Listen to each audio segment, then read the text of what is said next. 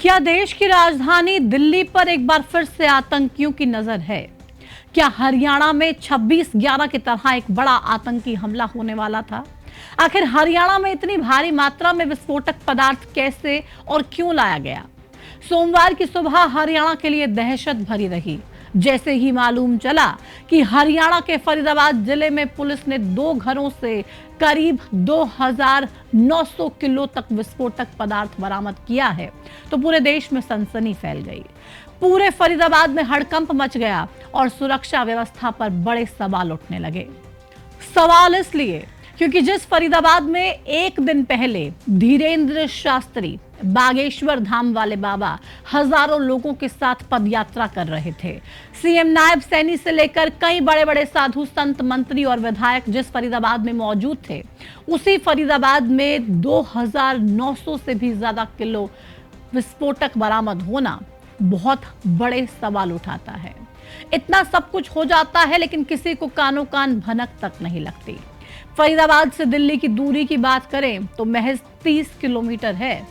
एक डॉक्टर 3 महीने से इस बड़ी साजिश के तहत फरीदाबाद में विस्फोटक जमा कर रहा था, लेकिन कोई उसे पकड़ नहीं पा रहा था। आखिर फरीदाबाद से भारत को दहलाने की कौन सी बड़ी साजिश रची जा रही थी? नमस्कार, आपके साथ मैं हूं प्रतिमा दत्ता। आज की इस वीडियो में इन्हीं सवालों की पड़ताल कर जवाब तलाशने की कोशिश करेंगे और समझेंगे कि फरीदाबाद में जो विस्फोटक मिला है वो कैसे वहां पर पहुंचा, क्यों वहां पर पहुंचा और पहुंचाने वाले का मकसद आखिर क्या था। किसी ने सपने में भी नहीं सोचा होगा कि फरीदाबाद के एक गांव में चोरी छिपे पूरे भारत को दहलाने का प्लान बनाया जा रहा होगा। दीपावली के समय जब आप और हम त्योहारों में व्यस्त थे, तो उसी मौके का फायदा उठाकर फरीदाबाद में एक बड़ी साजिश रची जा रही थी और इस साजिश के तार जुड़े हैं जम्मू कश्मीर और हिजबुल मुजाहिदीन जैश-ए मोहम्मद से। जम्मू कश्मीर की पुलिस को इसकी भनक 15 से 20 दिन पहले लग चुकी थी और इसलिए पुलिस ने लगातार आरोपियों को जाल में फंसाने और उनके मंसूबों को समझने के लिए प्लान रेडी किया।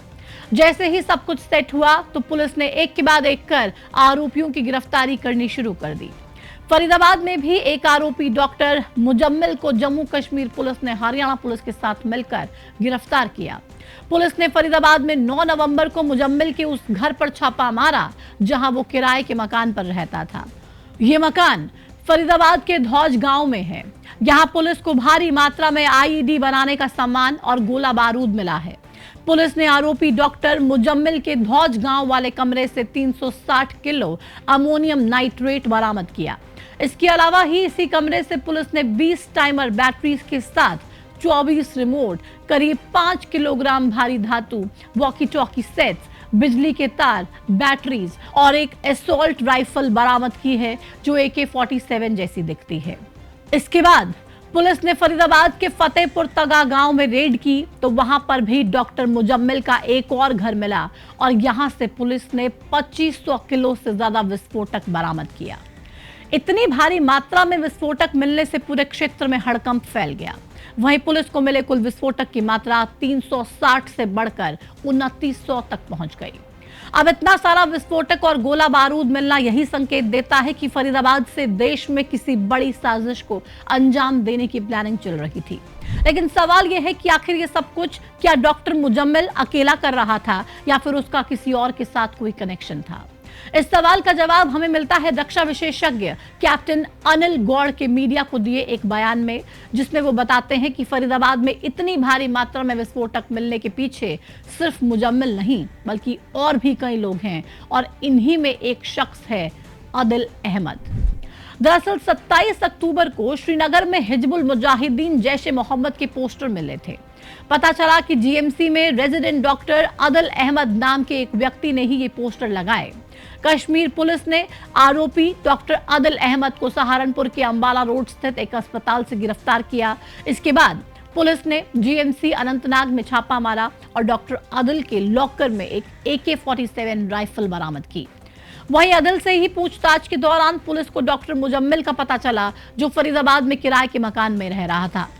मुजम्मिल पुलवामा का रहने वाला है और फरीदाबाद के अल फलाह अस्पताल में डॉक्टर के रूप में काम कर रहा था।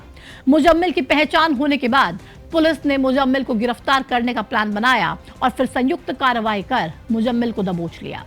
आरोपी डॉक्टर मुजम्मिल के साथ ही पुलिस एक मौलवी को भी पकड़ कर ले गई। बताया जा रहा है कि मुजम्मिल उसी मौलवी के पास रोज 5 टाइम की नमाज पढ़ने के लिए जाया करता था। इन आरोपियों की गिरफ्तारी के बाद जम्मू कश्मीर पुलिस ने एक प्रेस नोट जारी किया। इसमें पुलिस की ओर से कहा गया कि जम्मू कश्मीर पुलिस ने प्रतिबंधित आतंकवादी संगठनों जैसे जैश ए मोहम्मद और अंसार गजवत उल हिंद से जुड़े एक अंतरराज्यीय और अंतरराष्ट्रीय आतंकी मॉड्यूल का भंडाफोड़ किया है। जांच में एक सफेदपोश आतंकी तंत्र का पता चला है, जिसमें कट्टरपंथी पेशेवर और छात्र शामिल हैं, जो पाकिस्तान और अन्य देशों से संचालित विदेशी आकाओं के संपर्क में हैं। इसी प्रेस नोट में पुलिस ने बताया कि उन्होंने हरियाणा और यूपी पुलिस के साथ मिलकर 7 आरोपियों को गिरफ्तार किया है, जिसमें आदिल और मुजम्मिल भी शामिल हैं। मतलब यह साफ है कि इन दोनों आरोपियों के तार आतंकवादी संगठनों जैश ए मोहम्मद और अंसार गजवत उल हिंद से जुड़े हुए हैं। हालांकि अभी इस पूरे मामले में कई खुलासे होने बाकी हैं। ये लोग इतना गोला बारूद कहां से लाए और कहां ले जाने वाले थे, इस पर अभी जांच पड़ताल चल रही है। वहीं जम्मू कश्मीर और हरियाणा पुलिस की इस कार्रवाई के बाद हरियाणा के डीजीपी ओपी सिंह ने पुलिस कर्मियों को बधाई दी। साथ ही हरियाणा के मुख्यमंत्री नायब सैनी ने दोषियों पर कड़ी कार्रवाई करने की बात कही है। हाँ, फरीदाबाद के अंदर हरियाणा पुलिस ने जम्मू कश्मीर पुलिस के साथ मिलकर के एक बड़ी सफलता वो हासिल की है। आतंकवाद के प्रति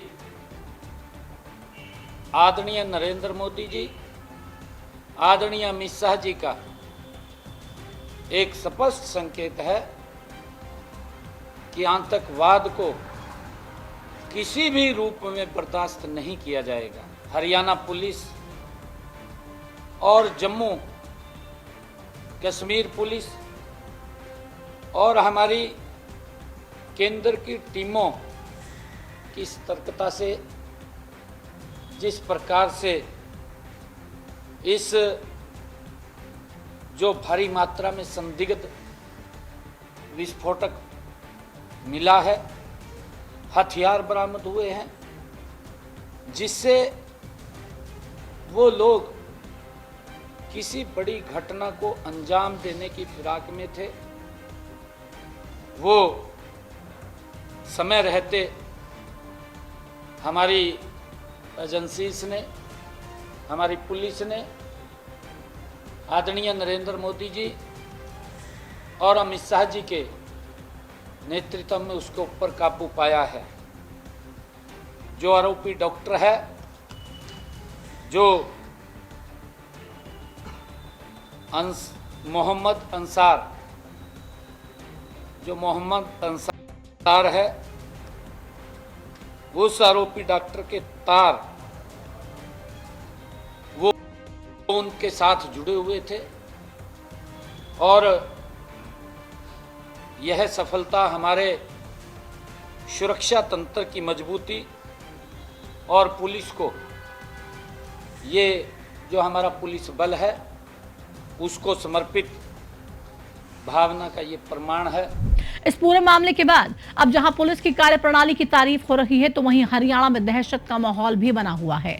पहले जहां सिर्फ गैंगस्टर्स ने ही हरियाणा को अपना अड्डा बनाकर रखा हुआ था, अब उसी हरियाणा में आतंकी गतिविधियों को भी अंजाम देने की कोशिश ये आतंकवादी कर रहे हैं।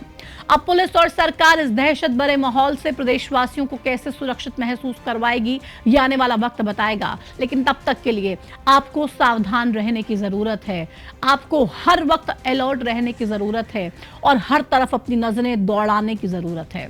अपने आसपास अगर कुछ भी संदिग्ध पाते हैं तो तुरंत इसको लेकर पुलिस में शिकायत दें, और ऐसी किसी भी गतिविधि को देखते हैं तो तुरंत पुलिस को कंप्लेंट देनी पड़ेगी, ताकि इस देश को बचाया जा सके, ताकि आपके और हमारे फ्यूचर को बचाया जा सके। क्योंकि ये आतंकी हैं, किसी भी हद तक जा सकते हैं और कितना भी नीचे गिर सकते हैं। इनकी कोशिश रहेगी कि हमारे देश में रहकर अपनी नापाक साजिशों को अंजाम देना, लेकिन इसमें सिर्फ और सिर्फ हमारी सिक्योरिटी पर्सनल्स, हमारी पुलिस का काम ही नहीं है। तमाम देशवासियों को भी एक साथ आना होगा और कुछ भी संदिग्ध देखते हैं अपने आसपास तो जरूर इसको लेकर पुलिस को शिकायत देनी होगी। फिलहाल आप अपना ख्याल रखिए। इस वीडियो में इतना ही। मुझे दीजिए इजाजत। नमस्कार।